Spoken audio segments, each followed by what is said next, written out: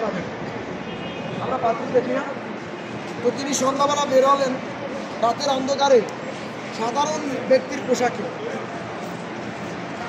বের হয়ে ঘুরতেছিলেন। এমন অবস্থায় এক মা এবং মেয়ের মধ্যে কথোপকথন হচ্ছে।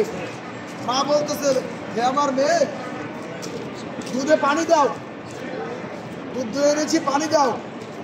কেন পানি দিব? বলে যে দুধ নিয়ে আসছি এটা বিক্রি করলে যা হবে তাতে আমাদের খাবার হবে না, তুমি যদি পানি দাও তাহলে ওমর এখন দেখবে না। সুবহানাল্লাহ বলবেন না? কে দেখবে না? ওমর দেখবে না। ওই মেয়েটা বললো, মা ওমর দেখবে না, কিন্তু ওমরের যে মালিক আমারও তো মালিক, সে তো দেখবেন। সে কে? আপনি হাতে যখন কলম নিবেন, আপনি ম্যাজিস্ট্রেট, আপনি ডিসি, আপনি এসপি, আপনি ডাক্তার, আপনি ইঞ্জিনিয়ার, আপনি যদি কলমটাকে সঠিকভাবে ব্যয় করেন এটা দেখবেন কে? বিশ্বাস করেন একজন চিকিৎসক স্যার বিষয়টাকে ভিন্নভাবে নেবেন না। অযথা অনেক টেস্ট দেয় না। আমাদের বরিশাল 2-4 জন ডাক্তারের সাথে আমার খুব ভালো সম্পর্ক, অনেকের সাথে, এর মধ্যে তারা টেস্ট দেয় না বেশি, অযথা, এজন্য তারা টেকতে পারতেছে না। এটাও ডাক্তার, ইঞ্জিনিয়াররা করে না অন্যায়, ডিসি এসপিরা করে না, সুযোগ পেলে আমিও করি না।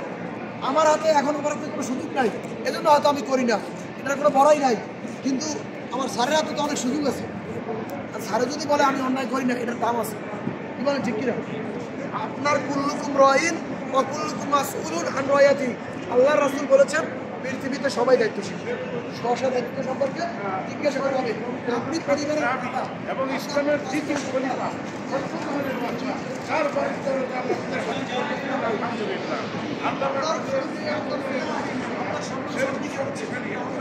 আমাদেরকে বানায় সেরকম হাসিনের রসুলনা বানায় ভগবানের আমাদের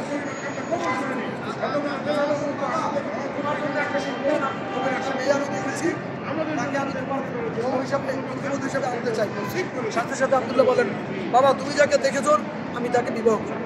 সম্মানিত হাজিরিন, এই হলো ওমর ফারুক রাদিয়াল্লাহু তাআলা। তিনি যখন মারা যাবেন এটা বলে শেষ করতেছি। ওই দিন সকালবেলা আয়েশার কাছে লোক পাঠাইলেন। তার পূর্বে 3 দিন আগের ঘটনা বলি। তিনি নামাজে দাঁড়াইছেন, আসরের নামাজে। কোন নামাজে? আসরের নামাজে মসজিদে নববীতে। আবু লুলু নামক একজন কাফের মুনাফিক ও পিছন দিক থেকে এসে ছুরি ঢুকাই দিয়েছে।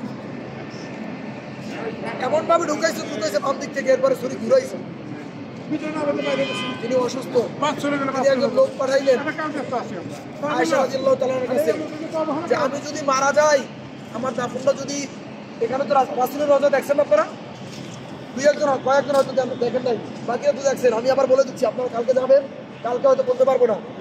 প্রথম ঢোকার পরে 2টা দরজা ফাঁকা, এরপরে বড় একটা গলি আছে, মানে স্বর্ণের কালারের মতন বড়, যেটা ওটা রাসূলের রওজা। এরপরে এতটুকু জায়গা ফাঁকা, এটা ঈসা আলাইহিস সালামের জন্য।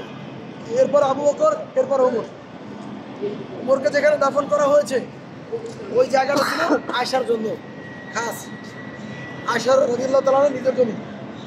তো যখন তার কাছে পাঠানো হলো যে যদি আমি মারা যাই, আমার দাফনটা যদি এখানে হয় তাহলে আমার একটু, আমি খুশি হতাম। আয়েশা রাদিয়াল্লাহু তাআলা সাথে সাথে ত্যাগ করে দিলেন, বলেন ঠিক আছে এই জমিটা আমি তাদের দিয়ে দিলাম। সবাই হাজিরিন, কিছুক্ষণ পরে